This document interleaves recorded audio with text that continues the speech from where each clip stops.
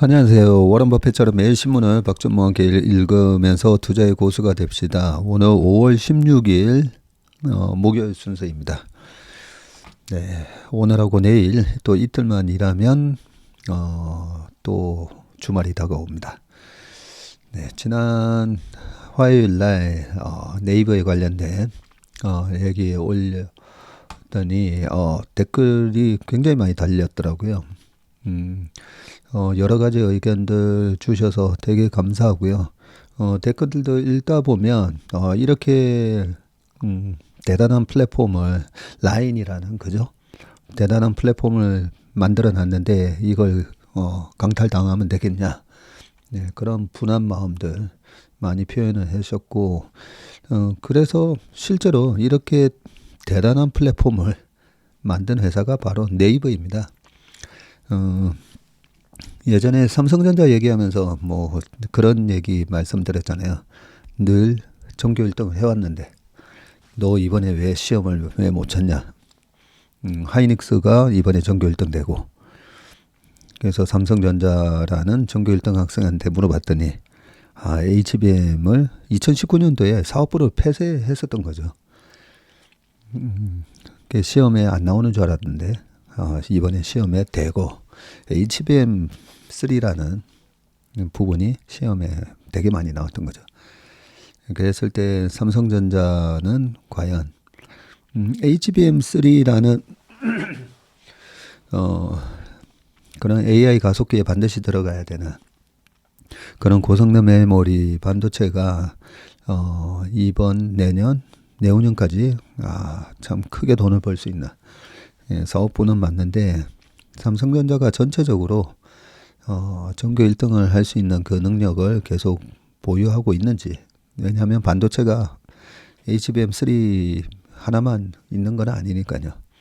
실제로는 전체 시장에 있어서 시장 점유율이 한 2%도 안 됐던 그런 부분이었는데 전자가 그동안에 우리가 학생으로 따져보면 시험에 이번에 많이 나올 걸 놓쳐서 못했다면 다음에 잘하겠구나 라고 기대할 수가 있는데 저는 이제 공부 안 하려고요. 네, 그렇게 변한 건지 아니면 집안이 갑자기 힘들어져서 지금 선생님 제가 지금은 이제 공부할 수 있는 여건이 안 됩니다. 그래서 나가서 일해야 되기 때문에 앞으로 시험 성적을 잘 내기는 힘들 것 같습니다. 뭐 그런 상황인 건지. 저는 이제 그런 식으로 기업, 피터 린츠가 얘기한 주가 뒤에는 기업이 있다라는 걸 항상 기억하라라는 말처럼 그 기업에 대한 그림을 방금 전교 1등 하는 학생 이런 식으로도 이제 표현을 하는데 수출 기업이 이과라면 내수 기업은 문과 그냥 재미로 그렇게 했을 때 문과 1등은 네이버 아니었겠습니까? 그런 차원에서 그 내수만 한 게 아니죠. 실제로 그 일본 사람들하고 태국이라든지 그 동남아에서는 이 라인을 되게 많이 씁니다. 그래서 이렇게 대단한 SNS를 만들고 일본이 되게 국수주의적인 나라잖아요. 배타적이고 그런 나라에서 현대차, 삼성 핸드폰이 들어가가지고 제대로 성과를 잘 못 냈었는데 어떻게 한국에서 만든 이 라인이 일본의 국민 SNS가 된 거죠. 그런 차원에서 이 네이버의 능력은 참 대단하다. 그리고 이 대단한 플랫폼을 우리가 강탈당해서 되겠느냐. 그런 말씀들을 많이 해주셨는데 그렇게 대단한 플랫폼을 만든 저력이 있는 회사다라는 차원에서 문과반 1등, 전교 1등이다. 전국 1등? 하여튼 그런 식으로 저는 생각하고 있고요. 자, 그러면 이번에 그동안 네이버가 2002년도에 상장되고 나서 많은 우여곡절이 있었습니다. 네이버가 처음에 상장됐을 때는 야후가 1등이었었죠. 네, 그리고 우리나라에서는 다음, 그리고 검색으로만 했을 때 에이 구글 전 세계에서 전부 다 이제 구글 쓰는데 네이버 검색 되겠어. 그럼에도 불구하고 네이버가 국내에서 독보적인 그런 경쟁력을 유지를 했고 그 사이에 뭐 지식인 이런 거 만들고요. 네이버 밴드, 네, 밴드 만들고 그런 밴드 이런 게 사실 바인딩 시키는 그런 엄청난 효과가 또 있지 않습니까, 그죠? 그리고 최근에 그 C커머스의 공략 때문에 제가 알리익스프레스도 써보고 쿠팡도 쓰고 그러다가 어제는 네이버 쇼핑 들어가가지고 제가 좋아하는 축구화를 이렇게 검색을 해보니까 사람들이 왜 네이버 쇼핑을 쓰는지 알겠더라고요. 확실히 제품을 선택할 수 있는 그 선택의 폭이 압도적으로 많더만요. 많고 가격 경쟁력도 여전히 있고 쿠팡 같은 경우가 배송이 빠르다는 그런 장점이 있고 알리는 못 시키겠어요. 알리 제가 예전에 알리익스프레스에서 뭐 주문했고 옷도 뭘 주문했고 얘기를 많이 했었잖아요. 근데 좀 써보니까 확실히 이 싼 맛에 싼 맛에 써보다가 요 여의도에도 보면 저녁에는 호프집인데 낮에는 뷔페식으로 8,000원, 만원 뭐 이런 거 많은데 와 처음에 가보면 야 어떻게 이렇게 싼 가격에 이렇게 뭐 뷔페를 만들어 놓을 수 있지 하는데 안 가게 되잖아요. 좀 지나니까. 지금 딱 그렇습니다. 알리 이제는 안 쓴 지가 한 달 지나고 다시 이제 쿠팡하고 네이버로 돌아오는 그런 모습이고요. 그리고 우리가 플랫폼에 대해서 한번 생각해 보셔야 되는데 그냥 제 생각입니다. 예, 저도 이 댓글 보고 그럴 수도 있겠다 이렇게 많이 배웠는데요. 플랫폼이 우리가 예전에 어떤 지식 플랫폼은 과거 3, 40년 전에는 신문이었잖아요. 세상에 어떤 일이 벌어지고 있는지 신문을 보든지 아니면 눈으로 보는 거는 저녁 9시 뉴스. 네, 9시 뉴스 할 때마다 사람들이 다 신문 그 다음날 아침에 나오는 신문보다 조금 더 빠르니까 조금 더 빠르게 배송되는 쿠팡 느낌. 네, 그 다음날 아침에 나오는 신문은 네이버 쇼핑 약간 그런 느낌. 였다면 그런 어떤 지식에 대한 플랫폼이 신문하고 9시 뉴스 이런 미디어가 했다가 점점 이렇게 플랫폼이 바뀌잖아요. 그리고 물건을 사는 플랫폼은 과거에는 롯데백화점, 신세계백화점, 백화점이 압도적이었잖아요. 그리고 동네 슈퍼마켓. 근데 이 부분도 지금은 동네 슈퍼마켓이 거의 사라지고 지금은 편의점, 그죠? 편의점이 촘촘하게 쫙 깔렸지 않습니까? 이렇게 깔렸고 백화점 이커머스 때문에 백화점이 완전히 힘을 못 쓰고 있잖아요. 15년 전에는 거의 뭐 한 달에 두세 번은 이마트 갔었거든요. 야, 이마트 참 대단하다. 근데 그때도 지나고 나면서 까르푸라든지 나중에 월마트 이런 것도 한국에서 철수했었잖아요. 비싼 그런 철수 비용을 주면서 다 철수하게 되는데 그래서 우리가 생각하는 이 플랫폼이 영원히 지속될 거다라고 저는 생각하지 않습니다. 그리고 생각보다 빨리 이 플랫폼의 지위가 새로운 게 탄생을 하면서 그 플랫폼의 지위가 확 무너지기도 합니다. 그렇게 무너지는 거 아니냐라는 틱톡 때문에 야 메타라는 그 플랫폼이 무너지겠다라고 해서 메타 주가가 한 80% 빠졌었던 거거든요. 근데 미국 정부에서 견제 들어가지고 뭐 이래저래 하면서 지금 주가가 다시 살아났는데 그런 차원에서 제가 말씀드린 요지는 플랫폼이 영원하진 않다. 그리고 지금의 플랫폼의 가치, 동남아에서 뭘 할 수가 있고 뭐 일본에서도 뭐 할 수가 있는 그 플랫폼의 가치는 지금 시장 가격에 다 반영이 돼 있다는 거죠. 그랬을 때 이 SNS 카톡만 생각하면 되죠. 카톡 이 자체의 성장성은 카톡이 여전히 이 문자 우리가 이 카톡이라는 플랫폼이 고성장하는 그런 플랫폼이라고 하면 카톡 주가가 지금 저러고 있으면 안 되잖아요. 네, 그런 것처럼 저는 이미 그 네이버 야후 라인에 대한 경영권은 합작사 출범 당시 때 이사회 5명 중에서 3명이 소프트뱅크 인사였었거든요. 이사회 초대 의장도 이해진 GIO가 아닌 소뱅이 맡았었고요. 그래서 저는 경영권은 이미 경영권이 뭡니까? 이사회를 장악하는 거잖아요. 그 뭐 지분 매각 때문에 지금에서야 우리가 막 광분하고 있는데 실질적으로는 이미 야후가 출범할 때 21년 19년이었는가요? 하여튼 뭐 그때 이미 경영권은 넘어갔다고 보면 되고요.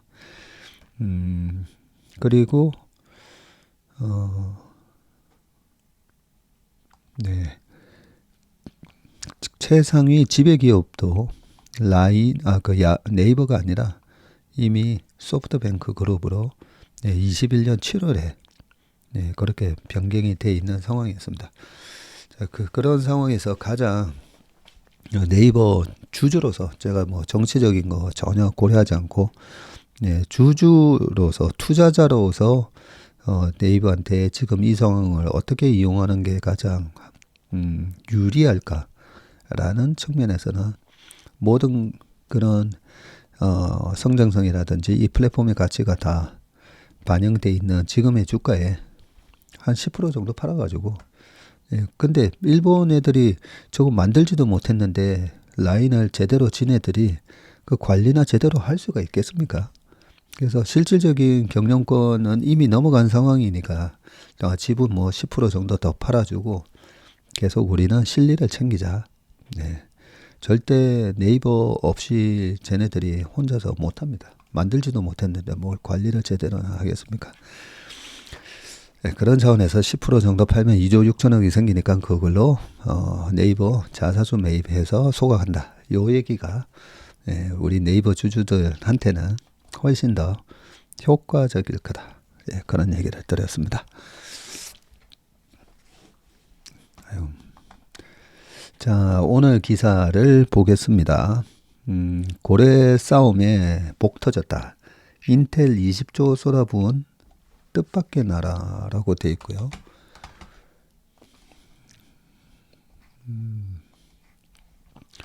고래 싸움에 원래는 새우등이 터져야 되는데 복 터진 어부지리 나라가 말레이시아 군요. 자, 미중 갈등의 첨단 산업 허브로 뜬 사우스 6 동남아 글로벌 첨단 기지로 급부상하고 있고 말레이는 외국인 직접 투자 2년 새에 6배나 늘었다고 합니다. 와. 자, 엔비디아 베트남을 제2고향으로. 옛날에 2004년 5년 지나가면서 그때 골드락스 때 골드만삭스인가 어디서 브릭스 만들어냈었잖아요. 브릭스. BRICS 해가지고 그 브릭스가 브라질, 러시아, 그리고 I가 인도, C가 차이나, 브릭스, 브릭스에서 S가 뭐죠? 좀 이따가 생각나면 말씀드리고요. 생각이 안 나면 댓글로 좀 남겨주시기 바라겠습니다. 자, 그러면서 그 어떤 하나의 명제를 만들면 그게 시장에서 짧게는 한 1년 반에서 길게는 한 3, 4년 갑니다. 이런 것도 그랬었잖아요. 그죠? 네.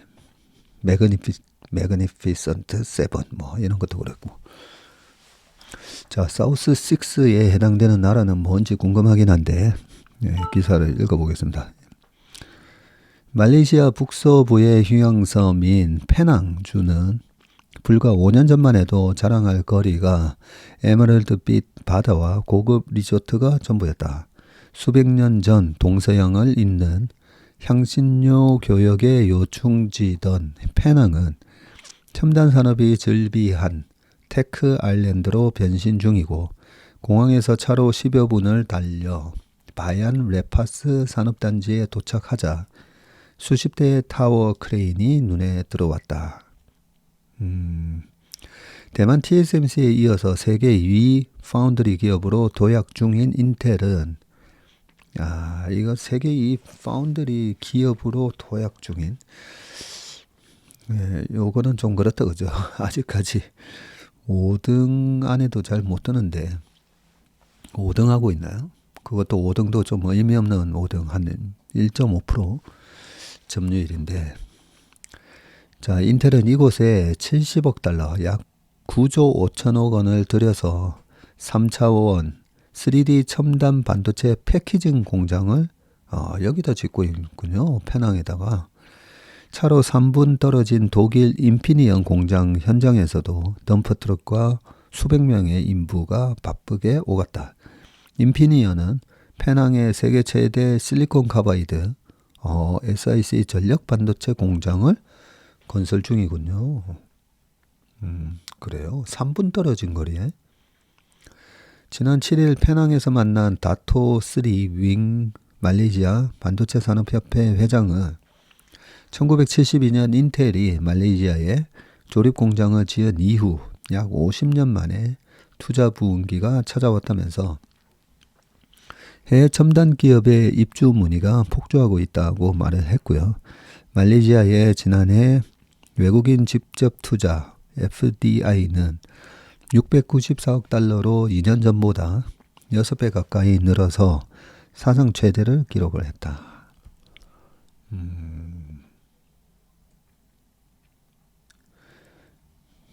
네, 여기 표가 나오는데 미국의 반도체 수입 국가별 비중 해서 나오는데요.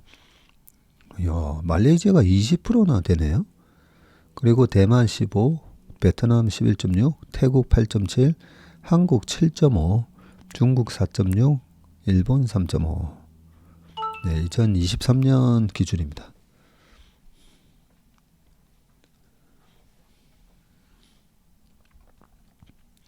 자, 코트라에 따르면 말레이시아를 비롯해서 인도네시아, 베트남, 태국, 싱가폴, 필리핀 등 사우스 6로 불리는 동남아시아 주요국의 지난해 FDI 총액은 3,945억 달러로 4천억 달러나 투자가 들어갔네요.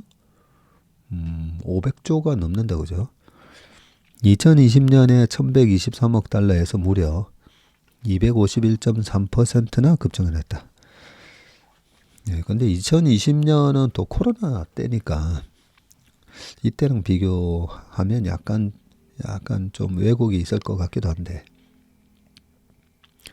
미중 무역 전쟁 격화로 중국에서 외국인 자금 이탈 현상이 가속화하자 사우스 6가 반사 이익을 거두고 있는 것이고 중국의 지난해 FDI는 330억 달러로 2022년 1,800억 달러 대비해서 82%나 감소했네요.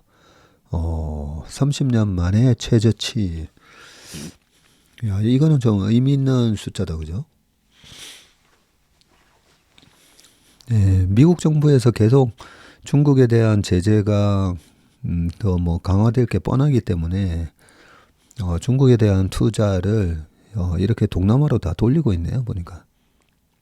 저임금 단순 노동에 집중된 가구와 달리 사우스 6의 첨단 산업이 몰리면서 한국 산업 생태계의 위협 요인이 될 것이라는 지적이 나오고 베트남만 해도 삼성전자의 반도체 공장 건설을 강하게 요구하는 것으로 알려졌고 젠슨 황 엔비디아 최고 경영자는 작년 말 인재가 많은 베트남을 엔비디아의 제2고향으로 만들겠다.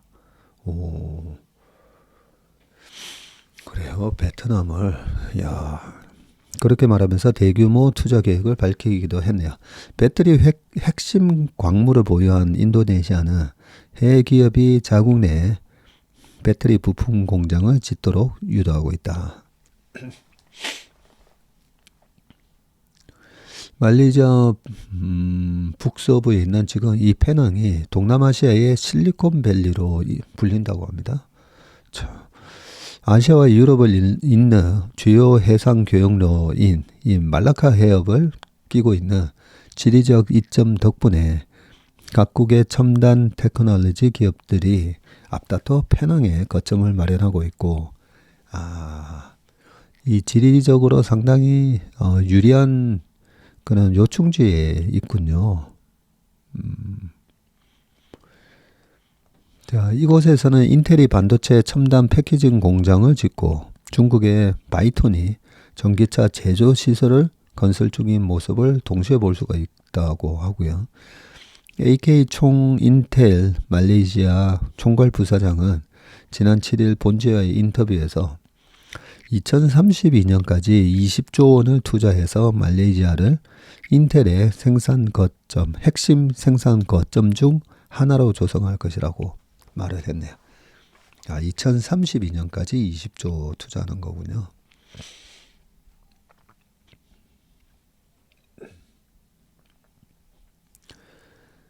네. 쭉 밑에 읽다 보니까 마이크론 얘기도 나오네요. 메모리 반도체 글로벌 빅3 중 하나인 미국의 마이크론도 페낭에 둥지를 틀고 있네요. 지난해 두 번째 조립 테스트 공장을 지었고 텍사스 인스트루먼트도 말레이시아에다가 31억 달러를 투자해서 생산 시설을 확보를 했고 미국의 반도체 장비 회사인 램 리서치도 페낭에 생산 시설을 두고 있네요. 야, 독일의 인피니언은 실리콘 카바이드 전력 반도체 제조 패키지 공장을 이곳에 지었고 네덜란드 ASML의 주요 공급사인 뉴웨이즈 역시 올 초 말레이시아 클랑에 신규 생산 시설을 마련을 했다고 합니다. 이야, 이 말레이시아가 완전히 반도체 새로운 거점이 되고 있네요. 말레이시아는 홍콩, 싱가포르와 함께 1970년대에 글로벌 반도체 공급망에 편입이 됐고요. 인텔은 1972년 말레이시아에다가 반도체 조립 패키징 테스트 APT 공장을 지었고 이때까지만 해도 반도체 후공정은 단순 조립에 가까워서 저임금 노동력을 활용할 수 있는 지역에 자리 잡았다. 그렇죠. 후공정 이 패키징 쪽은 뭐 필리핀에도 있고요. 여기저기 많은데 자 40년가량 반도체 산업의 주변부에 불과했던 말레이시아는 미중 무역 전쟁이 격화하면서 글로벌 반도체 공급망의 핵심으로 떠오르고 있고 여러 개의 칩을 효율적으로 연결할 수 있는 칩넷 등 패키지 공정이 첨단 반도체의 성능을 좌우할 정도로 중요해지고 있다면서 말레이시아는 이 분야에서 전후방 산업 인프라가 잘 구축되어 있는 데다가 영어가 가능한 양질의 노동력을 보유하고 있다는 것이 장점이라고 했네요. 글로벌 반도체 기업이 몰리면서 말레이시아는 지난해 세계 6위 반도체 수출국에 올랐고요. 매년 미국이 수입하는 반도체의 20%가 말레이시아에서 생산이 되고 있다고 합니다. 네. 이게 뭐 대단한 기술적인 경쟁력을 가진 건 아닌데 우리가 반도체에 있어서 전공정이 있고 후공정이 있고 마지막 이제 패키징을 이런 데서 해서 수출을 하다 보니까 많이 이렇게 미국으로 수출을 되게 많이 하는 그런 나라로 잡히는 것 같습니다. 자, 한국, 대만, 일본보다 훨씬 이 미국 수출 비중이 높은데 후공정 분야에서는 전 세계에서 13%의 시장 점유율을 말레이시아가 차지하고 있군요.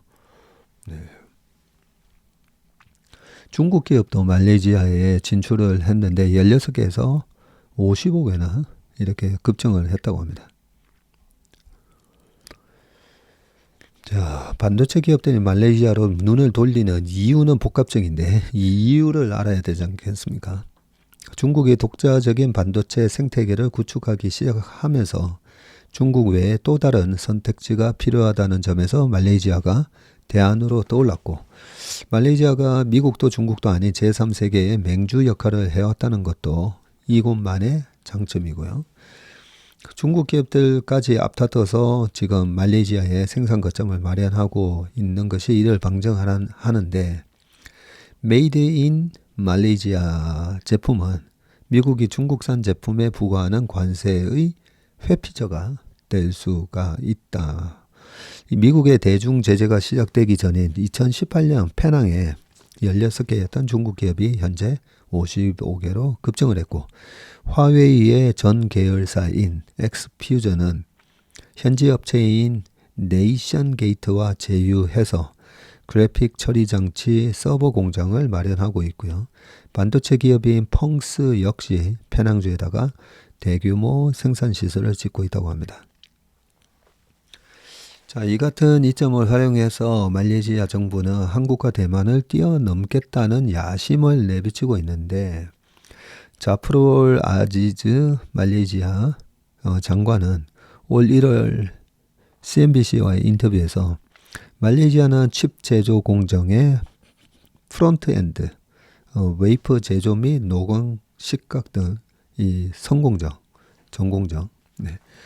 이 프론트엔드에 집중하는 것을 목표로 삼고 있다고 말을 했고요. 1월에는 국가 반도체 전략 태스크포스를 또 신설했다고 합니다.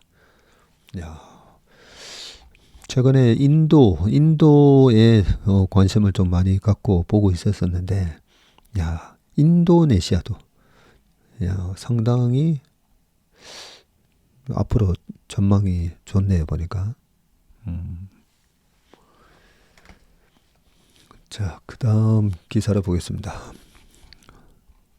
근데 여기 방금 인도네시아가 아니라 말레이시아였죠.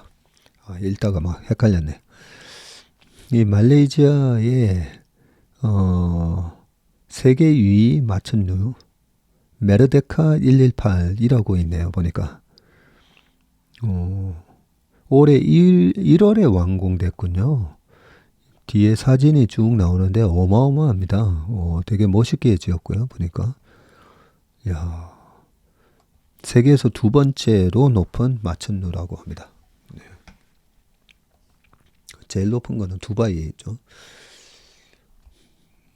자, 두 번째 기사를 보겠습니다. 한국에서 150조 빠져나갈 판, 무서운 경고, 증시 초긴장. 이건 또 뭐죠? 증시 관망자금 350조, 역대 최대. 미국의 금리 인하 불확실성이 커지고 밸류업 윤곽 안 잡혀 갈 곳 잃어. 자, 자산관리 계좌 CMA와 머니마켓 펀드 MMF, 그리고 투자자 예탁금 등 증시 주변을 맴도는 자금이 역대 최대인 350조 원에 육박한 것으로 나타났다. 증시를 이끌 만한 주도주가 없는 상황이 이어지는 가운데 부동산 등 다른 투자 시장도 불안이 커지다 보니 갈 곳을 못 찾은 자금이 단기 보관채에 몰리는 상황이다. 지난주에는 그 예금, 그죠? 예금이 650조나 지금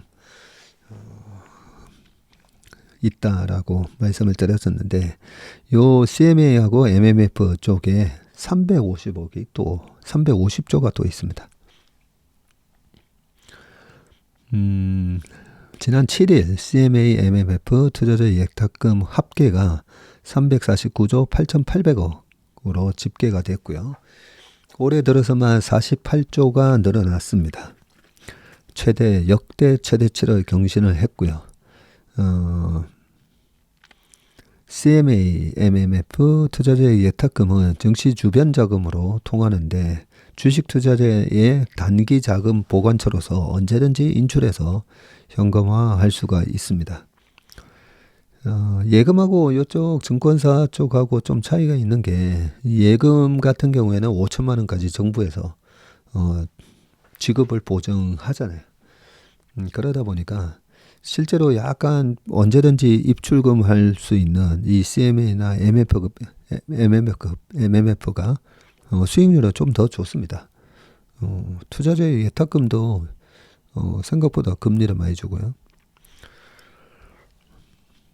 이쪽에 350조, 예금이 650조, 합쳐서 1000조, 예, 1000조나 어마어마한 자금이 있습니다. 자, 단기 자금이 불어난 것은 기관과 개인이 증시에서 이탈한 결과이고요. 기관과 개인은 올 들어서 14일까지 국내 증시에서 20조 원어치를 순매도했습니다. 누가 샀습니까? 외국인이 20조나 샀죠. 밸류업 정책의 동력이 떨어지고 금융투자소득세 폐지 여부가 불투명해지는 등 자본시장 정책 리스크가 부각되는 점도 시장을 관망하는 투자자가 늘어난 원인으로 꼽힌다고 합니다.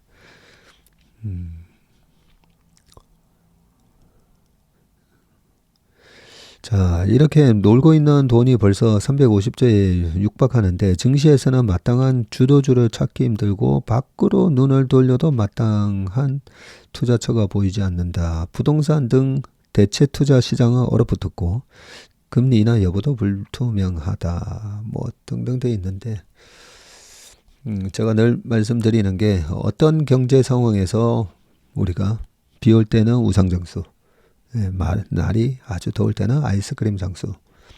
그렇게 찾아보면 항상 투자할 곳은 많습니다. 근데 너무 이제 시장 전체를 비관적으로 보는 그런 프레임에 갇혀 있으면 사실 좀 항상 불안하죠.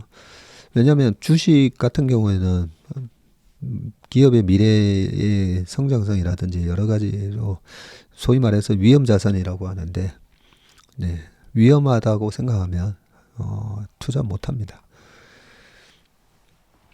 밸류업 정책을 불시하는 기관 개미라고 쭉 되어 있고요. 올 들어서 지금 14일까지 기관하고 개인 매도가 기관이 10조 3천억 팔았고 개인이 8조 3천억 순매도를 했고요. 기관은 반도체주와 저 PBR주를 집중적으로 순매도를 했고, 삼성전자 4조 6천억, SK 1조 1,600억, 기아 4,100억, 삼성물산 2,800억 정도고요. 개인도 비슷한데 현대차를 3조, 삼성물산 9천억, 기아 6,700억 등등 이렇게 팔았다고 합니다. 이들 종목 상당수가 밸류업 정책 기대에 힘입어서 10에서 30%대 오름세를 나타났고 올라오니까 이제 판 거죠. 주가가 뛰자 차익 실현했고요.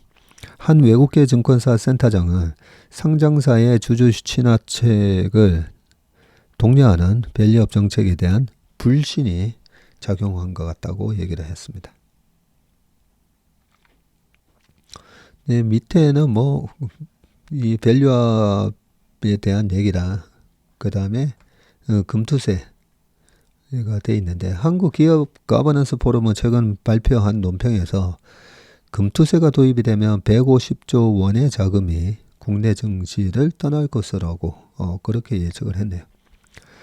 이 밖에 미국, 일본 등의 증시 강세를 주도한 반도체 AI 관련주와 달리 우리나라는 마땅한 주도주가 없다는 점도 투자 자금의 현금화를 부추기는 대목이다. 주도주는 있습니다. 항상 미국 나스닥하고 우리나라 시장의 주도주랑 이렇게 같은 일맥상통하게 움직이는 주도주는 늘 있었고요. 지금도 있습니다. 그죠? 주도주가 없어서 주식을 판다. 이거는 좀, 아닌 것 같습니다. 그 다음 기사. 채권을 쓸어 담고 공모주로 달려갔다. 근데 개인 투자자는 주가가 올라오면 좀 팔고, 그런 거는 이해가 되는데, 우리나라 기관 투자가들의, 그동안의 매매를 한 거 보면 좀 아쉬운 게 참 많습니다. 채권을 쓸어 담고 공모주로 달려갔다.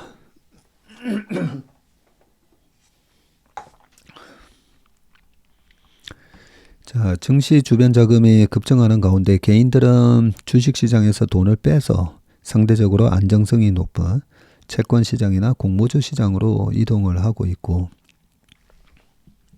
하이투자증권에 따르면 외국인을 제외한 국내 기관과 개인의 채권 보유 잔액은 올 들어서 최근까지 72조 8천억 원 늘어난 것으로 집계됐다. 보유 잔액이네요. 큰손으로 떠오른 개인들이 채권을 앞다퉈 쓸어담고 있고요. 개인의 채권 보유 잔액은 54조, 작년 말이 한 47조, 8조 정도였는데 6조 늘어났다고 합니다. 개인이 투자하는 채권 종목도 다양해지고 있는데요. 가장 선호도가 높은 상품은 국고채죠. 국고채 3년, 5년, 30년물에 뭉칫돈이 몰렸고, 고금리 이자 수익을 올릴 수 있는 회사채, 그리고 신종자본증권 등에도 개인 자금이 쏟아지고 있다고 합니다.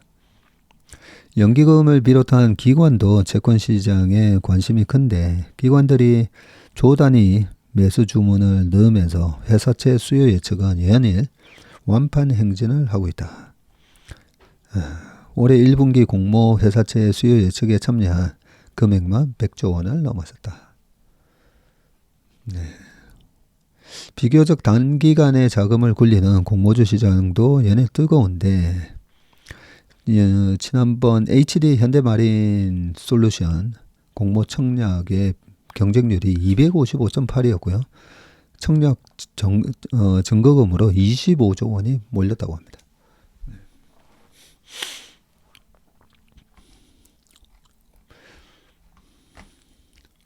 최근에 들은 얘기인데, 네, 국민연금에 관한 얘기인데, 이 얘기는 그냥 넘어가겠습니다. 자, 그 다음에 최저임금 폭탄 맞은 뉴욕, 캘리포니아도 결국 고용을 줄였다라고 되어 있습니다. 해외에서도 가파르게 오른 최저임금 때문에 고용이 감소하는 현상이 확인이 됐는데요. 인건비 절감이 고용주들의 절박한 과제로 떠오르면서 미국에서 필리핀에 있는 직원에게 영상으로 주문과 계산을 하는 원격 주문 시스템까지 등장을 했다. 자, 로스앤젤레스 타임즈에 따르면 피자헛, 캘리포니아 직영점들은 지난 4월 배달원 1200여 명을 해고하거나 다른 파트로 배치를 했고요. 배달 업무는 외주업체에 맡겼네요. 캘리포니아주가 지난달 시간당 최저임금을 16달러, 우리나라 돈으로 한 22,000원 되는데요. 이걸 20달러로 25%를 인상을 해버렸네요. 이 피자 프랜차이즈 엑스칼리버 역시 같은 이유로 캘리포니아 지역의 배달기사 73명을 해고했다고 합니다. 월스트리트저널에 따르면 지난해 9월 캘리포니아주가 최저임금 인상안을 발표한 이후에 연말까지 3개월 동안 7만 7천여 명이 일자리를 잃었고요. 최저임금을 미국 최고 수준인 시간당 19달러로 올린 웨스트 할리우드시의 4월 실업률은 6.4%로 미국에서 가장 높았다. 네, 미국의 실업률이 3.9 이러고 있는데 6.4 이러니까 되게 높다, 그죠? 자, 급격한 최저임금 인상이 근로자의 일자리 감소로 이어졌다는 분석이고요. 자, 인건비를 줄이려 국경을 넘나드는 원격 주문 시스템을 도입하는 식당도 늘고 있는데, 미국 뉴욕의 치킨 가게 센산 치킨에서는 줌의 TV 화면을 통해서 필리핀에 있는 직원이 주문을 받고 계산까지 한다네요. 이야, 뉴욕에서 점원을 고용하려면 최저임금이 시간당 16달러 이상을 줘야 하지만 필리핀의 원격 근로자는 시간당 3달러에 고용할 수 있다고 합니다. 센산 치킨의 원격 주문 시스템을 개발한 해피캐셔는 올 연말까지 뉴욕주 내 100여 개의 식당이 원격 근로자를 배치할 전망이라고 밝혔다. 야, 이런 뭐 빅테크 기업들이라든지 보면 콜센터, 콜센터가 뭐 인도에 있거나 필리핀에 있는 경우가 그거는 벌써 뭐 한 10년 전에도 있었던 일인데 이제는 아예 직접 뭐 주문을 받는 직원들까지 줌을 통해 가지고 아예 필리핀 원격 근로자를 사용하군요. 참, 야. 생성형 AI가 급속히 발달하면서 고용 감소 속도가 더욱 빨라질 것이라는 예상도 나오고요. 타코벨과 KFC 등을 운영하는 미국 패스트푸드 업체 얌 브랜즈는 드라이브 스루 주문 등에서 생성 AI가 고객과 소통하며 주문받는 기능을 시험하고 있다. 얌 브랜즈는 앞으로 재료 주문부터 직원 교육 등 전반적인 매장 관리에 AI를 접목할 방침이다. 네, 언제부턴가 우리나라에도 건물이나 아파트도 그렇고 그죠? 그 주차 부스가 있잖아요. 예, 주차장에 차를 세우고 나중에 나올 때 주차비 얼마 이렇게 계산하고 했었는데 거의 다 없어졌잖아요. 거의 다 이제는 기계식으로 다 바뀌면서 없어졌는데 이제는 드라이브 스루나 이런 거 주문을 할 때 앞으로 거의 뭐 생성형 이 AI가 다 하는 시대가 뭐 바로 코앞에 아마 와 있는 것 같습니다. 우리는 투자자 입장에서는 그냥 이 AI가 뭘 파괴하는지 봐야 된다 했죠. 파괴당하는 쪽과 파괴를 하면서 생산성 향상을 통해서 돈을 버는 사람은 또 누구인지. 자, 그 다음 기사 보겠습니다. 사실 이 AI 때문에 지금 고용시장이 빠르게 이렇게 떨어지면서 고용 데이터들이 조금씩 이제 안 좋게 나오잖아요. bad is good이고 good is bad라고 경기 지표가 너무 좋게 나오면 와 저러면 물가가 안 떨어지고 금리 인하하기 힘들겠네 하면서 주가가 빠지고 채권 금리도 오르고 그랬었는데 이렇게 고용 데이터가 떨어지면 아무래도 CPI 향후 CPI나 이런 부분에 있어서 뭐 CPI는 보통 우리가 이제 금리 명목 금리는 실질 금리 플러스 기대 인플레이션이었었고 그죠? 이렇게 고용이 둔화되고 경제 성장률이 둔화가 되면 실질 금리하고 기대 인플레이션에 다 영향을 주게 되니까 여러 가지 나비 효과가 있는 것 같습니다. 그래서 하드 랜딩이 아니면 그죠? 하드 랜딩이 아니면 일단은 주식 시장에는 금리가 떨어지면서 할인율이 떨어지면서 기업의 미래에 대한 미래 가치를 현과했을 때 이 현재 가치가 높아지면서 주가가 올라가는 그런 메커니즘이 작동을 하게 됩니다.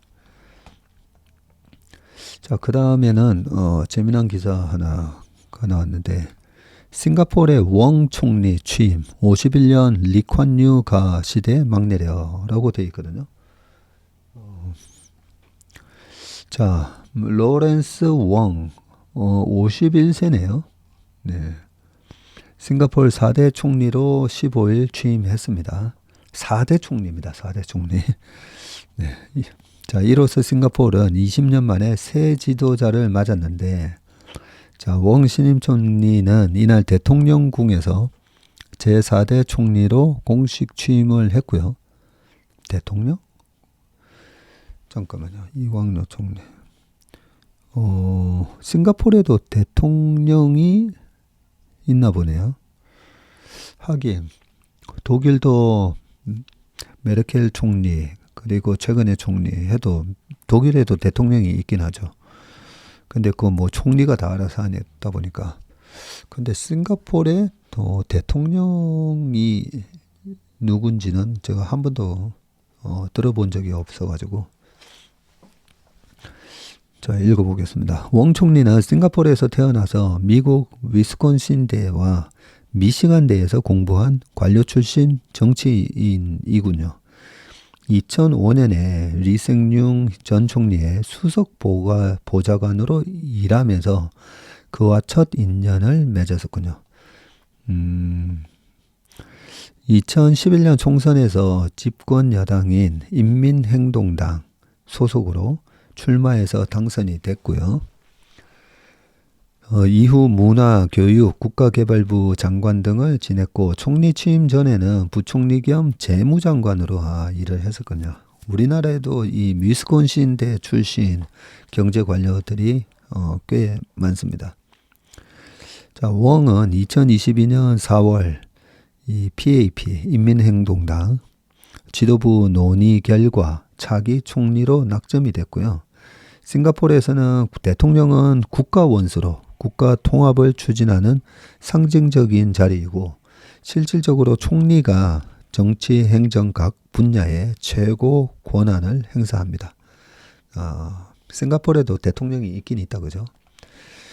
자, 웡 총리는 취임에 앞서 지난 13일 간 킴용 통상산업부 장관을 부총리로 승진시키는 등 소규모 개각을 발표했고요. 리생융은 선임 장관으로 내각에 남게 되군요. 자, 웡 총리의 임기가 시작되면서 51년간 이어진 리콴유 가문 시대에는 막을 내렸다. 싱가포르의 국부로 불리는 리콴유 초대 총리는 1959년부터 31년간 장기 집권을 했었죠. 1990년까지 장기 집권했고 아들 리생융은 2004년부터 20년간 3대 총리로 재임을 했습니다. 그 사이에 그 리콴유 한자로는 이광요, 저 아들은 이세용이었죠. 그 리콴유 총리가 너무 장기 집권하는 거 아니냐. 그래서 그 사위 고척동한테 물려줬었죠. 근데 고척동한테 물려줄 때도 나중에 아들 이세용한테 물려줘야 된다. 그렇게 정해놓고 잠시 물려줬었죠. 그러면서 아들이 승계하는 걸 합리화하기 위해서 고척동 시절에 경제를 되게 이렇게 억눌러 놨었거든요. 억눌러 놨다가 나중에 아들이 당선이 되고 나서 그러고 나서 싱가포르에 이제 경기를 활성화시키기 위해서 지금 싱가포르 놀러 가시면 다 그 마리나 샌즈 그리고 산토사 뭐 이런 데 가보시잖아요. 그 마리나 샌즈에 카지노가 들어오고 산토사에도 마찬가지고 그런 게 들어온 게 리생융 아들이 집권을 시작하면서 역시 이 리콴유 가문이 하니까 경제가 좋아지구나 이런 효과를 만들어낸 걸로 저는 알고 있습니다.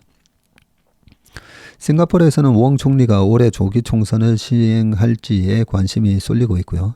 의원 내각제를 채택한 싱가포르 내년 11월로 예정된 총선을 앞당겨 치를 수 있다는 관측이 나옵니다.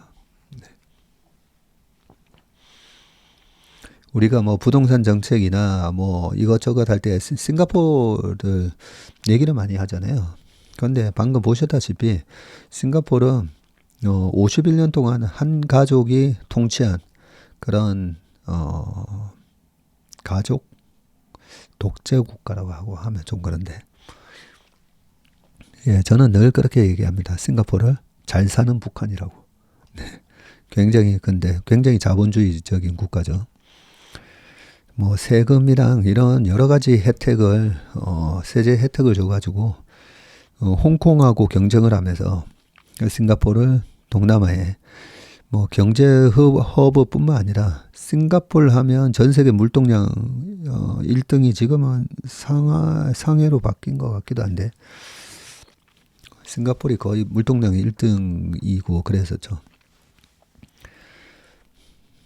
경제적으로 굉장히 리콴유 총리가 싱가포르의 박정희 대통령 같은 그런 존재였는데 51년 동안 그 가족이 했고 그 싱가포르 국민들의 어떤 시위라든지 반정부 시위를 하면 아예 추방되잖아요. 그리고 싱가포르에 그 사복 경찰들이 꽤 많습니다. 그래서 그런 거 시위 못하게 돼 있고요. 껌도 못 씹게 돼 있죠. 예전에 클린턴 대통령 시절에 싱가포르에서 미국인이 뭘 잘못을 했어요. 그러니까 이제 그 우리 조선시대로 따지면 곤장 있잖아요. 태형. 태형을 5대 때려야 되는데 뭐 미국 언론에서 난리가 났습니다. 싱가포르에서 미국인을 곤장을 때린다고 하니까 클린턴 대통령까지 나서가지고 그거 하지 마라 했는데 어떻게 했겠습니까? 때렸어요. 그리고 싱가포르에는 마약을 뭐 갖고 들어오잖아요. 사형입니다. 사형. 그래서 호주 사람인가 어딘가도 또 싱가포르에서 마약 소지로 사형. 그것도 이제 또 호주 정부에서 좀 봐달라 했는데 사형시켜버리고 했었죠. 한편으로는 좀 강력한 그런 법이 작동을 하고 있는데 그게 또 한편으로는 그 가족의 장기적인 독재를 가져가기 위한 또 수단으로 사용되기도 했었습니다. 좋은 점 나쁜 점 다 있습니다. 자, 마지막 기사입니다.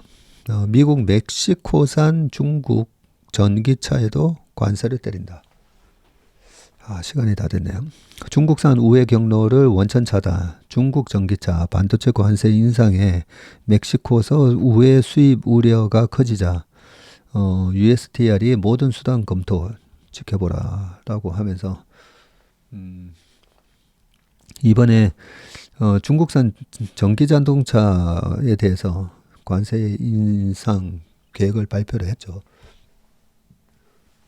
그리고 멕시코에서 생산되는 중국 제품에 별도 조치하겠다라고 또 얘기를 했고요. 중국산 제품이 우회로를 통해서 낮은 관세로 자국에 유입되는 것을 원천 차단하기 위한 의도로 풀이가 되고 미중 간 관세 전쟁이 본격화하는 양상이다. 이런 조치가 나오면 당장 중국에서 팔리는 그러면 테슬라에 또 보복 조치가 있는 거 아닌가 이러면서 테슬라 주가가 어제 미국 시장이 좋았음에도 불구하고 테슬라 주가가 또 빠지는 그런 모습을 보였습니다.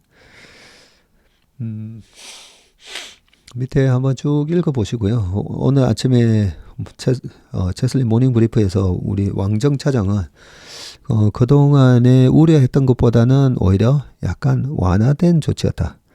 그리고 미국에서 팔리고 있는 중국 전기차 다 합쳐도 2만 대도 안 되는데 약간 정치적인 그런 쇼에 해당된다. 뭐 이런 얘기도 좀 했었는데요.